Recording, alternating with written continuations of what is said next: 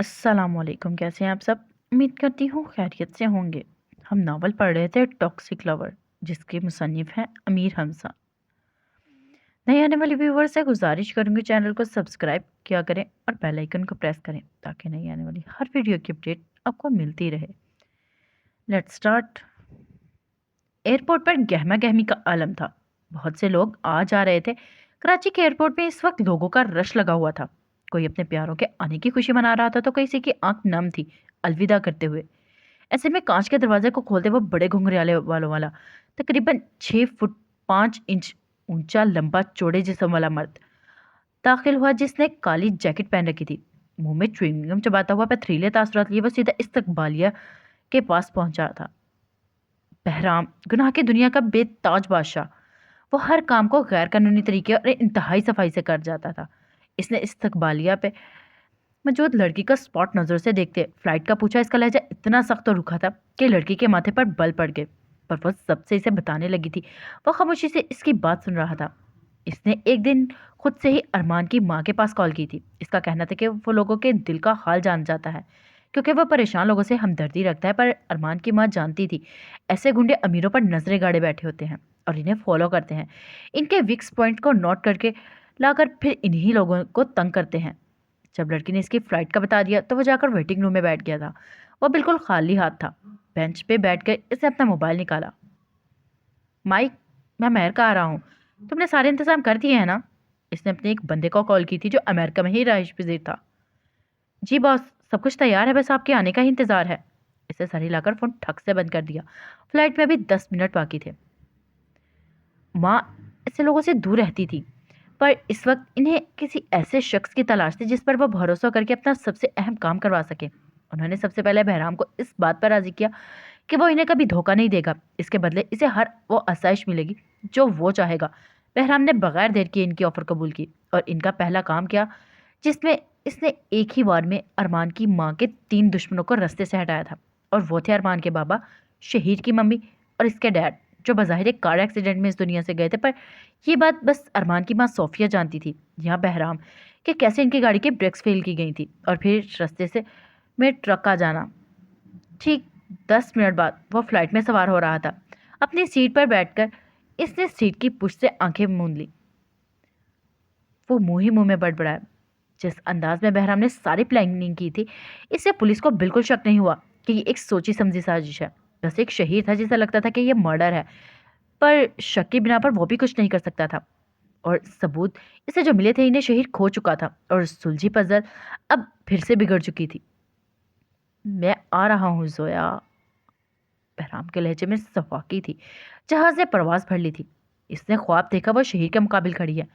आंखें आंखें नम है, पलकें भीगी हुई। इसने शहीद का स्पॉट चेहरा लिए देखा। वो इसे लब खींचकर देख रहा था। हमेशा की तरह वो अपने मखसूस शर्ट और पैंट में मलबूस था। आयशा के लब थरथराए। "आ, आप आ, आप मुझसे सब कुछ छीन लिया?" इसकी आवाज में तकलीफ थी। इसे लग रहा था जैसे इसके सीने पर पत्थर की भारी सिल रखी है। शहीद ने एक कदम इसकी तरफ बढ़ाया। मुझसे दूर रहे। इसे अपने करीब आते हुए वो चीखी थी, पर शहीद ना रुका। वो चलता हुआ इसके करीब आ गया। शहीद ने अपना हाथ उठाकर इसकी पुष्ट से वो आयशा के गाल को सहलाने लगा। इसका चेहरा वैसा ही स्पॉट था। मैंने तुम्हें पा लिया, वो सर्द लहजे में बोलने लगा ही था कि आयशा ने इसकी बात काटी। मैंने सब कुछ खो दिया। इसने शहीद के हाथ को पीछे झटक इश्तियाल से कहा, और वो भी आपकी वजह से। इसने अब की बार शहीद को पीछे धकेल दिया था। शहीद की आंखों में चिंगारियों ने सर उठाया था। मुझे आपसे नफरत है, वो तनफ्फुर से बोली थी। शहीद ने दोबारा इसकी जानिब कदम उठाया और आयशा के दोनों हाथ पकड़कर वो इसके कमर के पीछे ले गया। वो कस मसा रही थी, पर वो अपने काम में मसरूफ था। इसने आयशा के हाथ इसके कमर पर ले जाकर पीछे इसके सीने से लगाया। आयश, शहीद के लब इसके कान की लू को छू रहे थे। वो कह रहा था, मुझे फर्क नहीं पड़ता तुम्हारी नफरत से। इसकी गर्म सांसें आयशा को जैसे जला रही थी। वो वैसे ही कसमसा रही थी। मुझे बस ये पता है, मुझे तुमसे मोहब्बत है। मैं तुमसे मोहब्बत करता हूँ। तुमसे सब कुछ खो दिया, पर मैंने सब कुछ पा लिया। मेरे लिए इतना ही काफ़ी है कि मैंने अपनी मोहब्बत पा ली। इसे कहकर आयशा के हाथों को आहिस्तगी से छोड़ा और एक नज़र इस पर डालकर वो बड़े बड़े डग भरता कमरे से निकल गया। और यहीं आयशा का खौफ खत्म हो गया था। वो एकदम सीधी हुई थी। इसने अपने इर्द गिर्द देखा, वो अपने कमरे में ही थी, पर इसने अपने चेहरे को हाथ लगाया तो वो अपनी सीने से भीगा हुआ था। इसे ऐसा लग रहा था जैसे इसे सच में सांस लेने में दुश्वारी हो रही है। जबकि कमरे की रोशनी भी जली हुई थी और खिड़की कभी खुलती थी जिससे हवा के झोंके अंदर आ रहे थे, पर फिर यूं ही लगता था जैसे किसी ने इसकी गर्दन दबोच ली है। वो बेड से खड़ी हुई और खिड़की के सामने आकर रुक गई। इसने वहां खड़े होकर आंखें मूंद कर गहरे सांस लिए। आंखों के बंद होते ही वह फिर से जलती आंखों के साथ सामने आ खड़ा हुआ था। आयशा ने बेसख्त ही आंखें खोली थी। ऐसा कुछ नहीं होगा, ऐसा कुछ नहीं होगा। इसने अपने ख्वाब की तरदीद की। वो दोबारा बेड पर आकर बैठ गई। शहीद मुझसे इतनी मोहब्बत करती है, वो मुझे कभी दुख नहीं देंगे। और ये इसका वहम था, जिंदगी का सबसे बड़ा वहम, जो बहुत जल्द दूर हो जाएगा।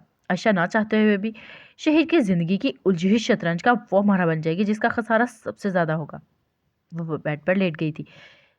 कल इसने अपनी मेमूना के घर जाना था। इसने ये शहीद को नहीं बताया था, इसे इतना ज़रूरी नहीं लगा था। वो वहाँ जाएगी और पीछे सब कुछ बदल जाएगा। सोया अपने घर के ओपन किचन में जूस का गिलास डाल रही थी। सामने इसके मोबाइल रखा हुआ था जिस पर शहीद मौजूद इसे देख रहा था। तुम पाकिस्तान कब आ रही हो? इसने जूस का गिलास भरकर किचन काउंटर पर रखती जोया से पूछा, जो अब काउच पे इसके सामने बैठ गई थी। वो सफ़ेद टॉप और काली जीन्स में मलबूस थी। चेहरे पर बिल्कुल लाइट मेकअप था। बाल खुले शानों पर बिखरे हुए थे। तीखे नकूश वाली लड़की प्यारी लगती थी। अभी मुझे यहाँ काम है, वो शाने चुकाकर नजर चुराकर बोली थी। वह जानती थी शहरी से पाकिस्तान बुलाकर क्या करवाना चाहता है, और अभी जोया इस चीज़ के लिए तैयार नहीं थी। मैंने कहा ना, इसके दिल से इतनी जल्दी शहीर और इसकी मोहब्बत नहीं निकलेगी। शहीर के माथे पर बल पड़ गए। क्या तुम्हारे काम अब मुझसे ज्यादा जरूरी हो गए हैं? इसके लहजे में हल्की सी हैरत की आमेजिश थी। जोया उदास हुई। वो क्या बताया इसे कि जोया की जिंदगी में इससे ज्यादा जरूरी कोई है ही नहीं। मैं आ जाऊंगी शहीर कुछ दिनों में। इसने टाल दिया। शहीर ने नाराज होकर इसे रुख मोड़ लिया। जोया इसकी मासूम हरकत पर मुस्कुरा दी। अच्छा, खफा मत हो, मैं इसी हफ्ते आने की कोशिश करूंगी। शहीर ने लब हिचकर इसे देखा। कोशिश? इसने कहकर सर झटक दिया। जोया इसे देखती रही। इसे कितनी जल्दी है ना किसी और का होने की। जोया के दिल में टीस उठी जिसे इसने दिल में ही दबा लिया। अच्छा, ये बातें छोड़ो, ये बताओ तुम्हारा शक कहाँ तक पहुंचा? जोया को भी लगता था कि अब शहीद एक सैराब के पीछे भाग रहा है। शहीद ने अब की बार संजीदगी से इसे देखा था। वो शक नहीं है जोया, मेरा यकीन है। जोया ने सर हिलाया। अगर वो तुम्हारा यकीन है तो तुम्हें अभी तक कुछ मिला क्यों नहीं? वो पूछने लगी। मुझे सब कुछ मिल गया था, अगर वो जासूस ना मरता तो। तुमने तो वो वॉइस मैसेज भी सुने थे। जोया ने गहरा सांस लिया। हाँ, मैंने सुने थे। इसमें इसने ये नहीं कहा था कि अरमान ही कातिल है। शहीद ने इसकी बात के फौरन बाद कहा। पर इसने ये भी नहीं कहा था कि अरमान बेकसूर है। और तुमने इसकी बात पे अगर गौर किया हो तो इसने ये कहा था कि इसे सबूत मिल गया है। कुछ तो हाथ लगा था इसके जो इसने मोबाइल में है। और वो जब भी इस मोबाइल को नीली गाड़ी के बारे में सोचता था बेबस हो जाता था। शहीद इस वक्त अमेरिका में था जब ये सब हुआ।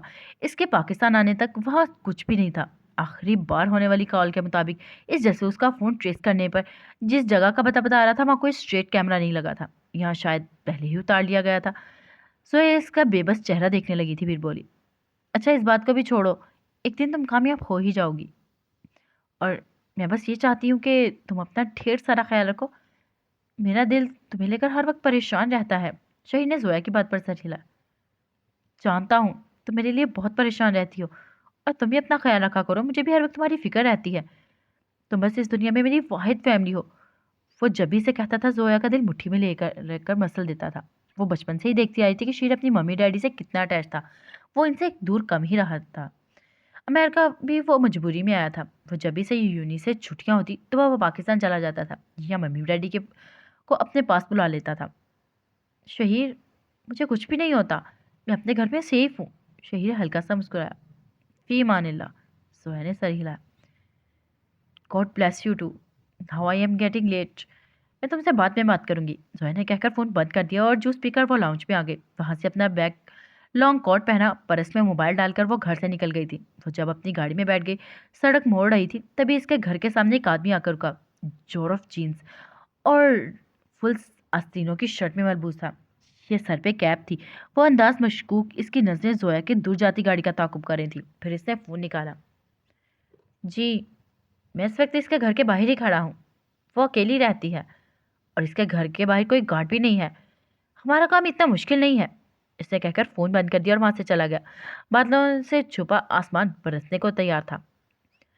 वो तैयार होकर अपने बैग समेत नीचे आई थी। लाउंज में तनवीर भाई बैठे थे और इनके साथ आयशा की 8 साल भांजी भी थी, जो आयशा को आता देखकर भागकर इसे चिमट गई। खाला, आप हमारे घर आ रही हैं ना? इसे जैसे यकीन ही नहीं आ रहा था। आयशा ने बैग एक तरफ रखा और झुककर अपनी गोद में उठाया और इसके गाल चूमकर कहा, जी मेरी जान, आप खुश हैं?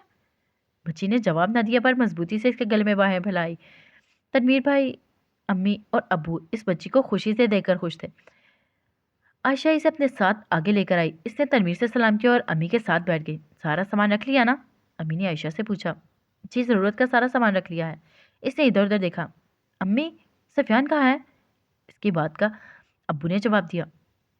अभी बाहर से आया, कह रहा था मेरे सर में दर्द है इसीलिए अपने कमरे में चला गया। आयशा इनकी बात पर खामोश सी हो गई। आजकल इसे सफियान कुछ परेशान सा लगता था। इसने अपनी भांजी को गोद से उतारकर सोफे पर बिठाया। मैं सुफियान से मिलकर आती हूँ, वो कहकर खड़ी हो गई। तनवीर भाई ने इसे देखकर कहा, हाँ फिर बस चलते हैं। आशा ने सर को खम दिया और वहां से चली गई। सुफियान के कमरे की रोशनियां बुझी हुई थी। वो बेड पर औंधे मुंह लेटा हुआ था, आंखें बंद थी, पर सर पर जैसे हथौड़े चल रहे थे। इसे नींद नहीं आ रही थी। वो बेचैन सा लगता था। तभी कमरे के दरवाजे पर दस्तक हुई। इसने गर्दन तिरछी करके दरवाजे को देखा। कौन है? अपनी आवाज को खुमार आलूदा बनाकर बोला। आयशा हूँ, मोटे, दरवाजा खोलो। भाई से आयशा की आवाज सुनकर वो बेड से खड़ा हुआ और खुद को एक नजर शीशे में देखा। वो जानता था आयशा इसका चढ़ा पड़ लेती है, इसलिए खुद को नॉर्मल करता हुआ दरवाजे की जानिब आ गया। तुम क्या बेवा औरतों की तरह बात बात पर मुंह लपेट कर कमरे में पड़ जाते हो? खैर तो है ना? इससे अंदर आते ही इसके गाल पर चुटकी भरी। सफिया ने नाराजगी से इसका हाथ पीछे किया। मैं औरत नहीं हूं, बदतमीज। आयशा ने इसे घूरा। बड़ी बहन को बदतमीज कहने वाले मोटे आलू, तुम भी तमीजदार नहीं हो। सफिया ने इसकी बात पर हंसा। आप भी ना बाजी। वो जाकर बेड पर बैठ गया। आयशा ने कमरे की रोशनी जलाई।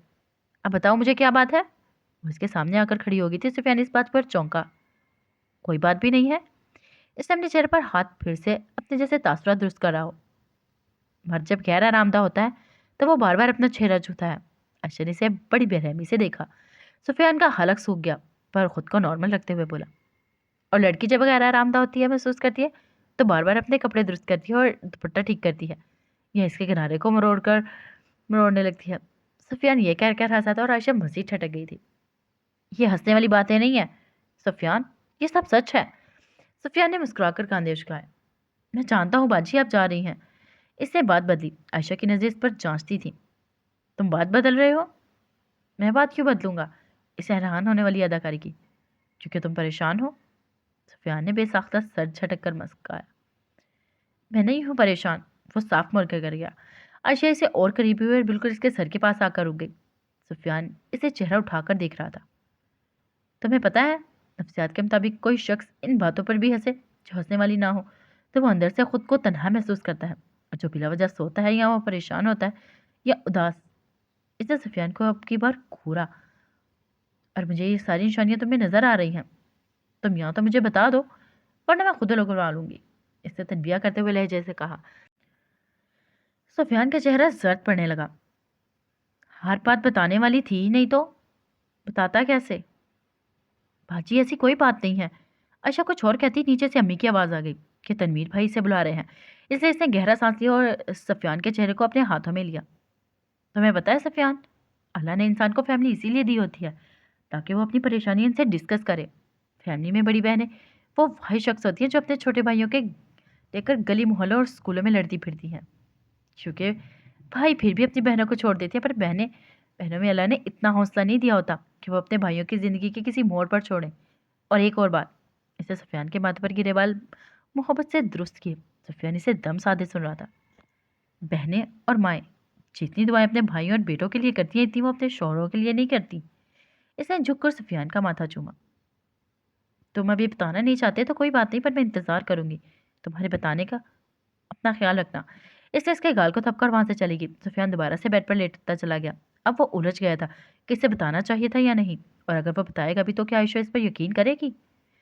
वो नीचे आई तो भाई तनवीर तैयार खड़े थे। आयशा भी वक्त ज़ाया किए बगैर अपनी अब्बू से मिली और इनके साथ पोर्च में आ गई। पोर्च में भी भाई तनवीर ने अपनी गाड़ी स्टार्ट की और आयशा को लेकर वहां से निकल गए। आयशा जैसे जैसे अपने घर से दूर जा रही थी, इसका दिल वैसे वैसे घबरा रहा था। इसे लग रहा था कि सन्नाटे अपने गिर्द फैलते महसूस हो रहे थे। इसने गहरे गहरे सांस लिए। सब ठीक है और सब ठीक ही होगा। इसने इस जुमले को 3 बार दोहराया। रात वाले ख्वाब को ज़हन से झटकना चाहती थी, पर वो ख्वाब जैसे डर बनकर इसके दिमाग में और दिल में उतर गया था। और जो वो डर बैठ जाए तो वो इतनी आसानी से नहीं निकलते। अभी मेमूना का घर इसी शहर में था, बस 45 मिनट लगते थे अपनी गाड़ी में इनके घर तक आने में, अगर रोड से ट्रैफिक ना हो तो। वरना ट्रैफिक हो तो 1 घंटा भी लग जाता था। इनका घर इस इलाके के पॉश एरिया में था, जहाँ की तार से बने बंगले हुए थे। इनका बंगला सुरमई सफ़ेद पेंट इस सबसे मुनफरिद दिखाई देता था। भाई तनवीर का कारोबार बहुत अच्छा था, इसलिए अभी मेमूना को किसी चीज़ की कमी नहीं थी। इन्हीं अल्लाह ने औलाद, अच्छा शौहर और तमाम आसाइशें दे रखी थी। वो लोग जब बंगले में दाखिल हुए तो अभी मेमूना नन्हे राइम के साथ बाहर लॉन में ही खड़ी थी। इनके हाथ पर पट्टी बंधी हुई थी। आयशा को देखकर वह मुस्कुराकर इसके पास आई थी। अभी मेमूना के नकुश अम्मी पर थे। गोल मटोल आंखें, साफ रंगत और छोटा सा नाक, जबकि आयशा और सफियान अपने अबू पर थे, तीखे नकुश वाले। आ गई मेरी मुलाजमा। अभी मेमुना ने इसके गिर्द बाहें हल करके शरारत से कहा तो वह नाराजगी से बोली, मैं वापस चली जाऊंगी। इसके बाद पर भाई तनवीर जो सामान निकाल रहे थे फौरन बोले, अब तो मैं जाने नहीं देंगे जब तक मेरी बीवी ठीक नहीं हो जाती। हम इस मुलाजमा को छुट्टी नहीं देंगे। वो भी हंसी दबाकर तमस्करी से बोले। तो आयशा ने इन्हें घूरा। ये दोनों मियाँ बीवी यूं ही मिलकर इसे सताते थे। करवा लेना काम, जो आता है वो कर दूंगी, बाकी जब बर्तन टूटेंगे तो मुझे मत कहना। और आप ही। वो मेमूना से मुखातिब हुई और साथ इसने राइम को गोद में लिया। मैं ना बर्तन धोऊंगी और ना आटा गूंदूंगी। इसने राइम का गाल चूमते हुए अपना फैसला सुनाया था।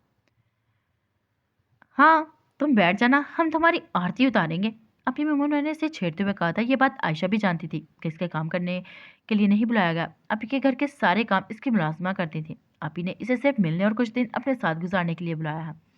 आयशा इनकी बात पर हंसी थी। इसने राइम को गोद से उतार कर इसका और इशाल का हाथ पकड़कर अंदर आ गई। पीछे मौजूद लॉन के फूल और घास इन्हें देखते रह गए थे। मौसम में खनकियां बढ़ने लगी थी। सूरज दिन ब दिन अपनी तपिश खो रहा था।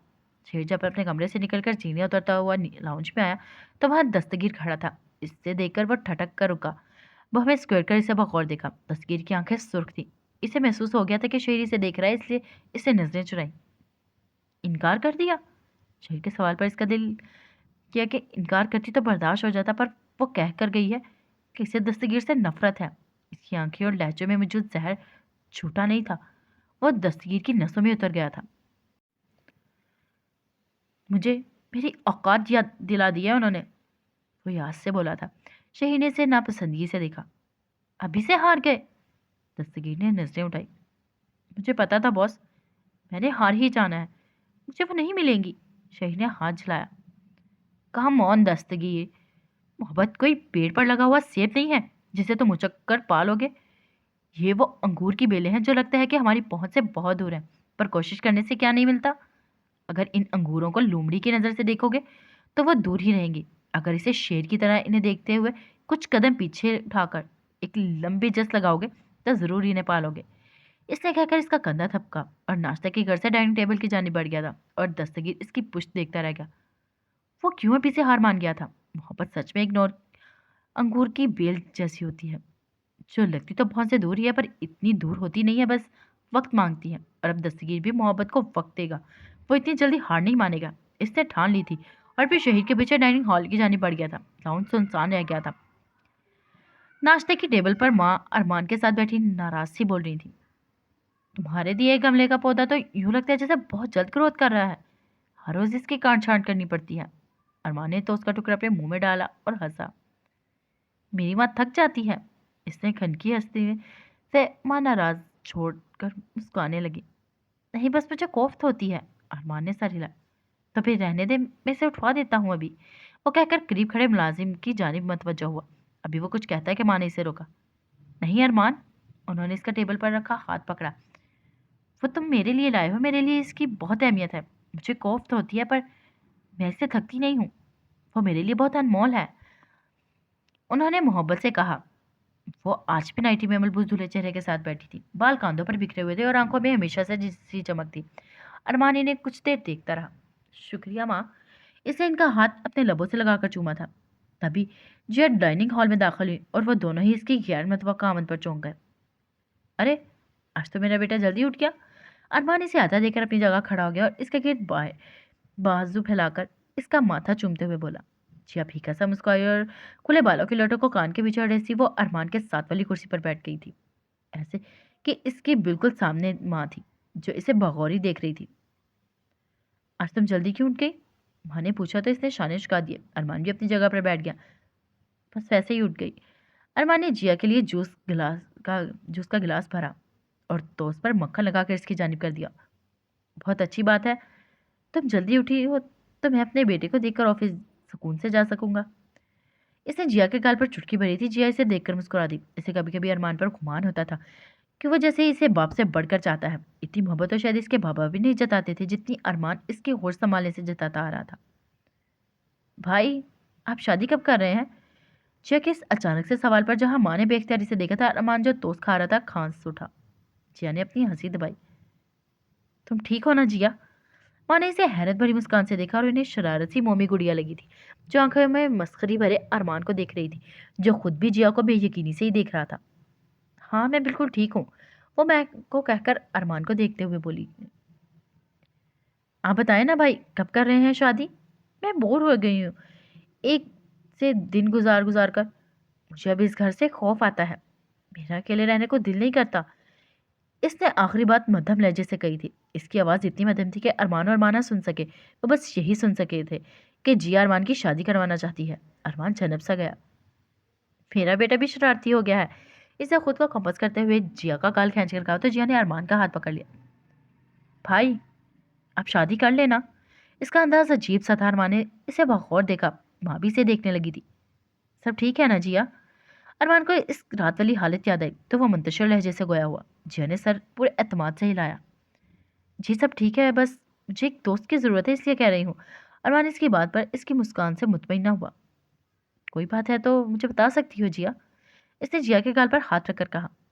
भाई, ये क्या बात हुई? मैं आप परेशान हो रहे हैं जबकि ऐसी कोई बात नहीं है। इसने झुंझलाकर अरमान का हाथ हटाया और हल्की नाराजगी से बोलकर इसने अरमान का हाथ पकड़ लिया। आप शादी कर ले। कितने दिन हो गए हैं इस घर में कोई फंक्शन भी नहीं हुआ और इस घर की खामोशियां बढ़ने लगी हैं। इसका लहजा जिद्दी सा था। तेज सब्ज रंग के पैंट कोट संग सफेद शर्ट में मलबूस अरमान, जिसके बाल जल्द से पफ की सूरत जमे हुए थे और चेहरे पर हल्की दाढ़ी मूछें थी, वो हमेशा की तरह कमाल लग रहा था। वो अभी कुछ और भी कहता कि माँ ने भी गुफ्तगू में हिस्सा लिया। वैसे देखा जाए तो जिया ठीक ही कह रही है अरमान, मुझे भी लगता है अब तुम्हें शादी कर लेनी चाहिए। अरमान ने हैरत से माँ को देखा। माँ, आप भी? वो सर झटक कर खड़ा हो गया। जिया ने इसका हाथ पकड़े हुए कहा। भाई, आप जो इनकार कर रहे हैं? जिया के अंदाज में ऐसा लग रहा था जैसे वो आज ठान कर ही आई कि वो अरमान को शादी के लिए मना कर ही रहेगी। अरमान, कोई पसंद है तो बता दो। माँ ने भी मुस्कान दबाकर सुर्ख पड़ते चेहरे वाले अरमान को देखा था। लेडीज ऐसी कोई बात नहीं है। इसने इन दोनों को हाथ उठाकर कहा। इसे हंसी सी आ रही थी पर आंखों के सामने एक फिल्म सी चलने लगी थी। ये सुरमई बंगला है जिसके बाहर लगी नेम प्लेट पर तनवीर हैदर हाउस लिखा है।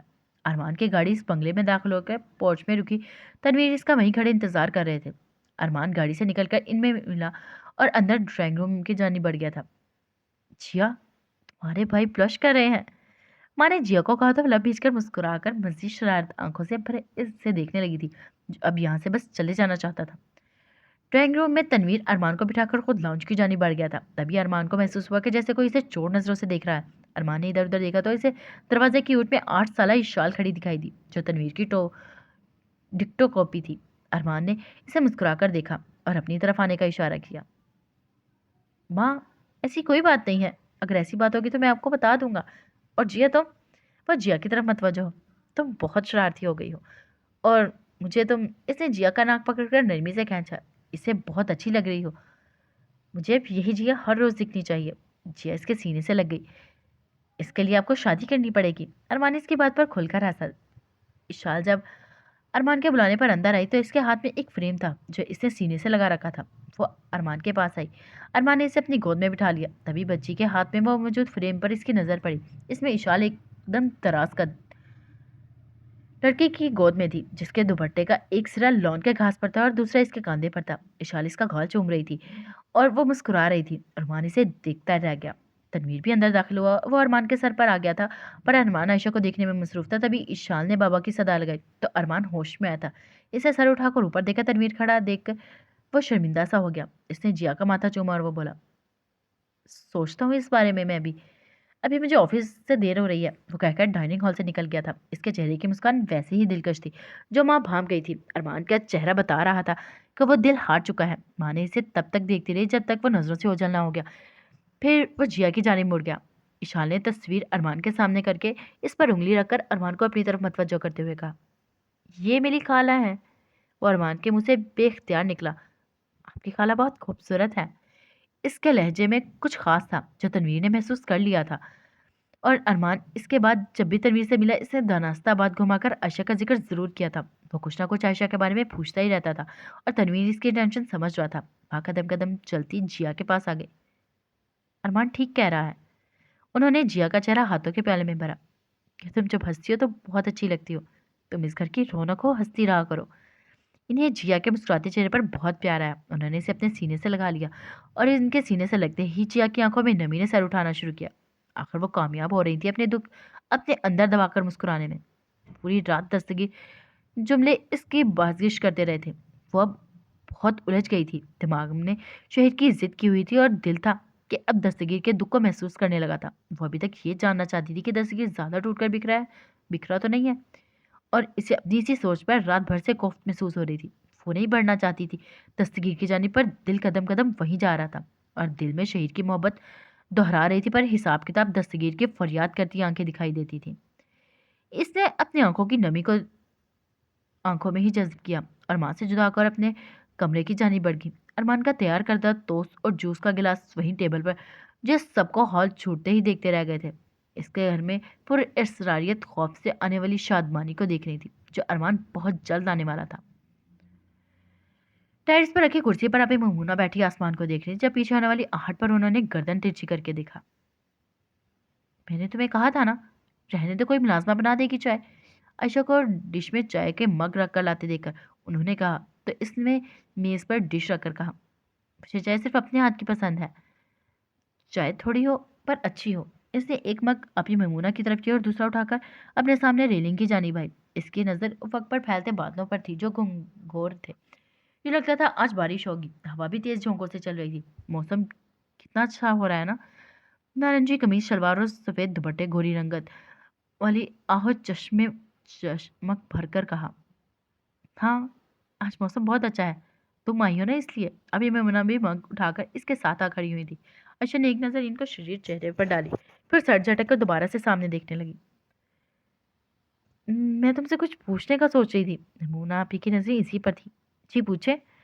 वो आंखें मूंद कर अब हवा को अपने चेहरे पर महसूस कर रही थी। मग से उठती भाप फिजा में तहलील हो रही थी।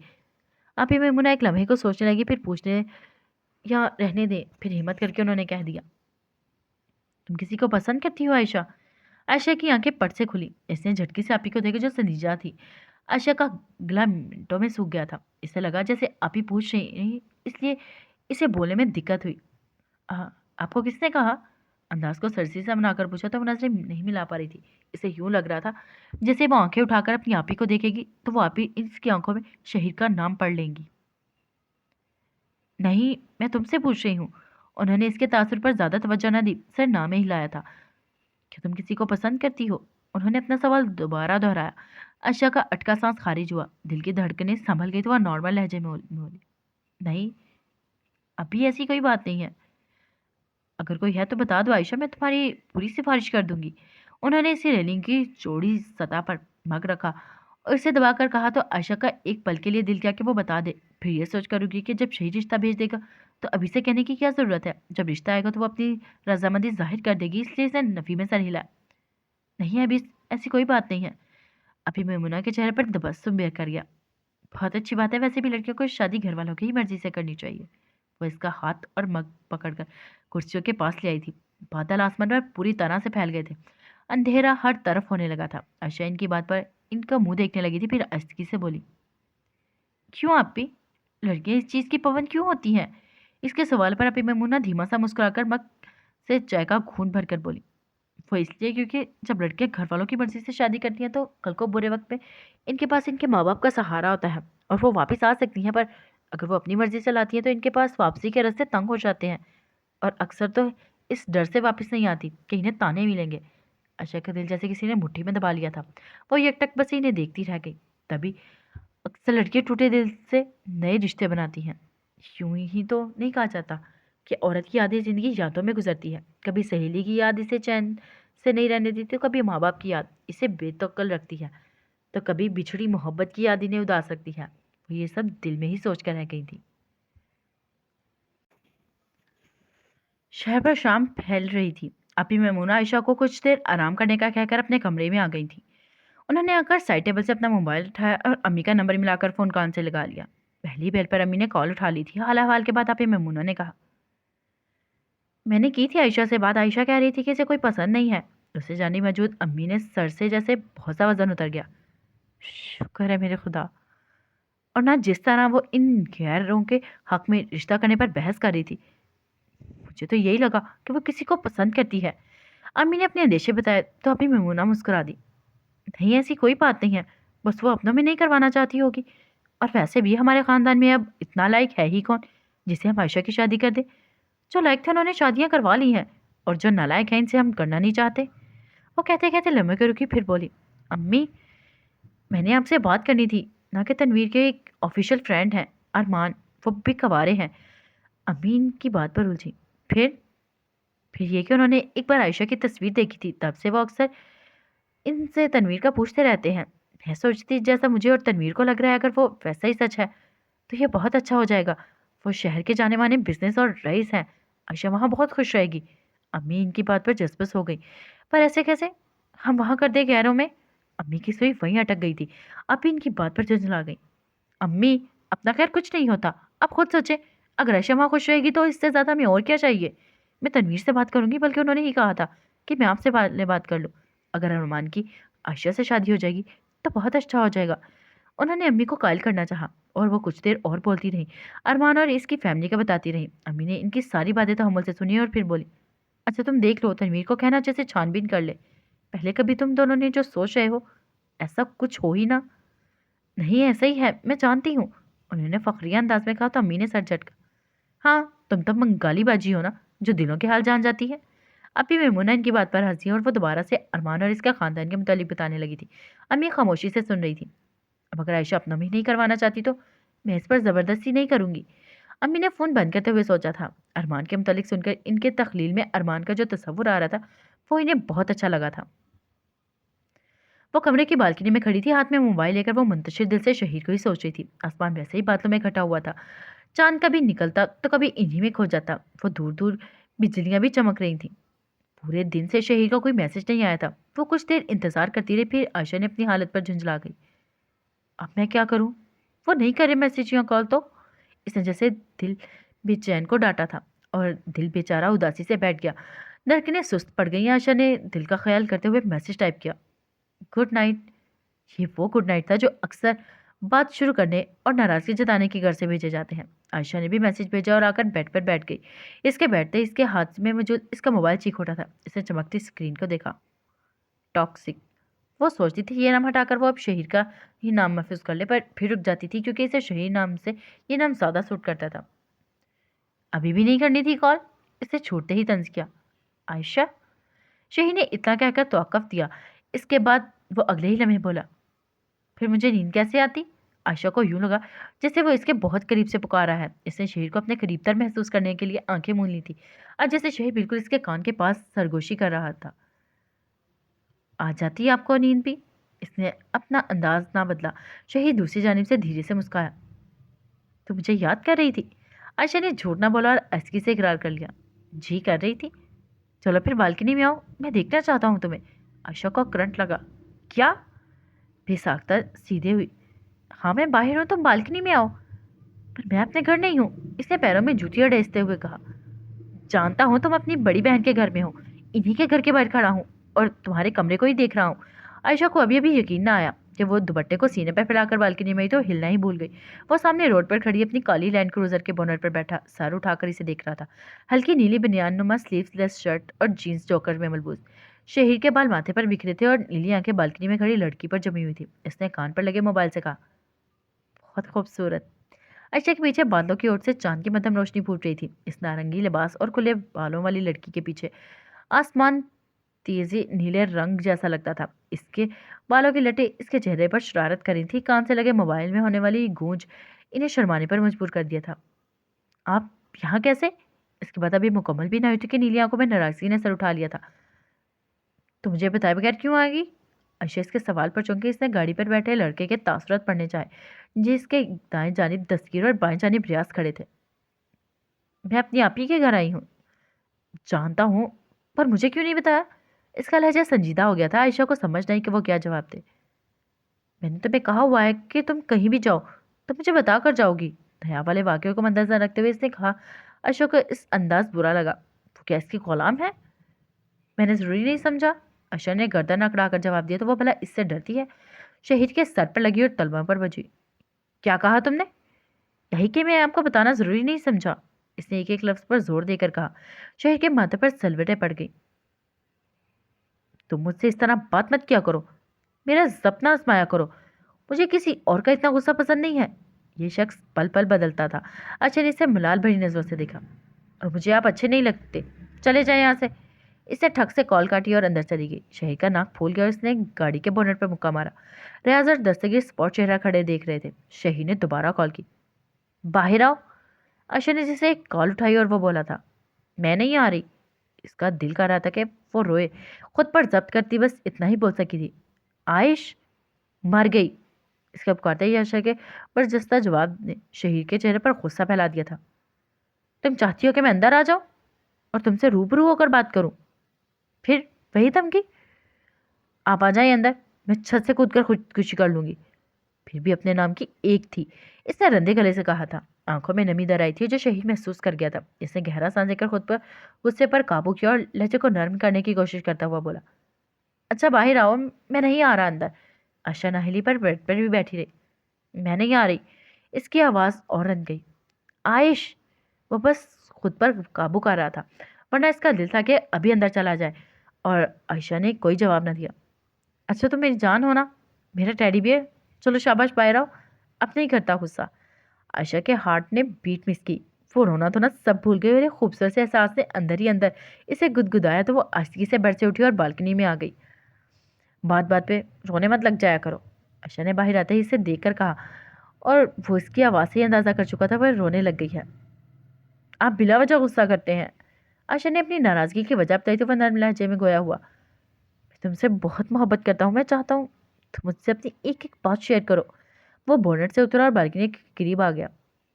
तुम अब खुद को मेरी अमानत समझा करो जिसमें मैं खयानत कभी बर्दाश्त नहीं करूंगा। तुमने मुझे धोखा दिया तो मैं पूरी दुनिया को जला कर दूंगा, याद रखना। मैं फिर ये नहीं देखूंगा कि किसका कितना नुकसान हो रहा है। इस वक्त मैं बस तुम्हें अपने पास वापस खुद तक लाऊंगा, फिर मुझे चाहे कुछ भी करना पड़े, क्योंकि मैंने बहुत कुछ खो दिया है। मैं तुम्हें नहीं खोना चाहता। इसका लहजा इतना सर्द हो गया था कि आयशा का खून इसकी सांसों में जमने लगा। इसकी आंखों के सामने वही ख्वाब का मंजर लहराया। वो कुछ भी ना कह सकी और शहीद ने भी जो आप में इसके बाद बोला इसने वो नहीं सुना। बस आयशा ने इसकी गाड़ी को दूर अंधेरा में घुमाते देखा था। वो चला गया था और अब आयशा पर जैसे रात का अंधेरा ओस की मानित गिरने लगा था। मैंने गलती तो नहीं कर ली आप इसे शहीद की मोहब्बत छुपाकर? वह सोचने पर मजबूर हुई थी, पर अब तीर कमान से निकल चुका था और अब ये कितनी जिंदगियां घायल करता है, देखते हैं। मैरकर पर रात फैली दिखाई देती थी। जोया की गाड़ी सड़क पर दौड़ रही थी। आसमान पर बिखरे सर्द बादल से तक रहे थे और वो सामने जर्द रोशनियों में नहाई सड़क पर देख रही थी।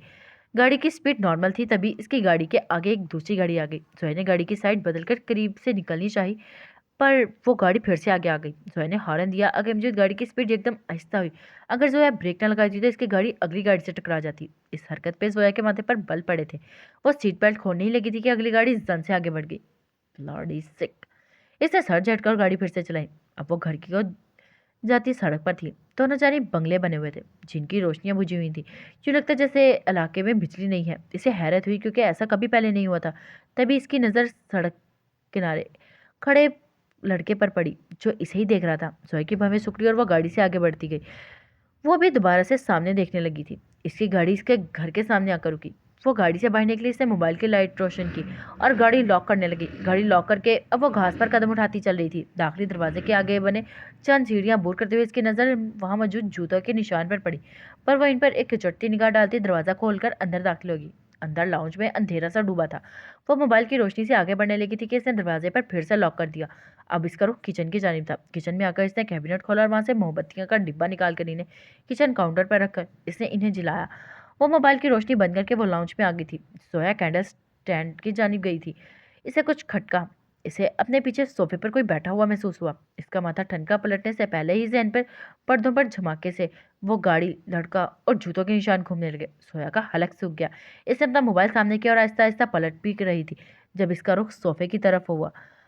वो शशता रह गई। सोफे पर एक ऊंचा लंबा आदमी बैठा था जिसके बाल घुंघराले थे। गर्दन तिरछी करके वो जोया को ही देख रहा था। जोया की जान इसके गले में ही अटकी। इसने हिम्मत करके कहा, कौन हो तुम और अंदर कैसे आए? वो सख्त लहजे में बोल रही थी, पर वो अंदर से जानती थी आज वो बहुत बुरी तरह फंस चुकी है। जिस बात से शहीद डरता था, आज वो डर इसके सामने खड़ा था। इसने शहीद का नंबर मोबाइल पर निकाला। अभी वो कॉल करते ही कि इसके सर के पीछे किसी ने बहुत भारी चीज से जरब लगाई और जलती जर्द मोमबत्ती मोबाइल के साथ फर्श पर गिर गई। फर्श पे बिछा कारपेट मोमबत्ती के अलावा पड़ने से ही लगा था। सोया खुद भी घूमते सर के साथ फर्श पर गिरती चली गई। इसकी नजरें अभी भी सोफे की तरफ थी। इसे लग रहा था जैसे वहां बैठा शख्स अब इसी की जानिब आ रहा है। जोया का सर बुरी तरह दुखने लगा था। गर्व से आंखें सुर्ख हो रही थी। वो शख्स चलता हुआ इसके पास आ गया था। सोया इसका चेहरा मोमबत्ती और जलते कारपेट की रोशनी में देख सकती थी। बहराम के चेहरे पर सर्द मुस्कुराहट थी। वो जोया की तरफ झुका। Welcome me in your life. इसने फिर इसके मोबाइल की स्क्रीन पर एक नजर डाली। तो फिक्र ना करो, हम शहर को सबसे पहले खबर कर देंगे। तुम हमारे कब्जे में हो। इसे भी तो बताना है ना कि जंग शुरू हो गई है। इसने कहकर पूरी कुव्वत से जोया के पेट पर एक लात रसीद की थी। जोया की एक दिल खराश चीख फिजा में गूंजी और फिर लाख कोशिशों के बावजूद वो अपनी आंखें ना खुली रख सकी। इसका जहन अंधेरों में डूबता चला गया। पर हमने इशारा किया था जिससे जोया के सर पर वार किया था।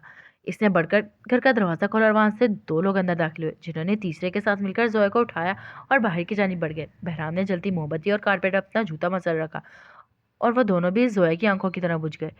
बहराम ने बाहर अपनी गाड़ी के पास आकर मोबाइल निकाला और इस पर उंगलियां चलाने लगा। बाद में इसने मोबाइल कान से लगाया। काम हो गया है। हमने जोया को अपनी गिरफ्त में ले लिया है। अब शहीद की नींद हराम होगी। आप बेफिक्र हो जाएं। बहराम इसे और जोया को बहुत तड़पाएगा। इसने कहकर कॉल काटी और गाड़ी का दरवाजा खोलकर अंदर बैठ गया। वहां से चलकर गया। पीछे जोया के घर का दरवाजा खुला रह गया। सर्द बादलों से छुपा आसमान खामोशी से सबको देखता रह गया।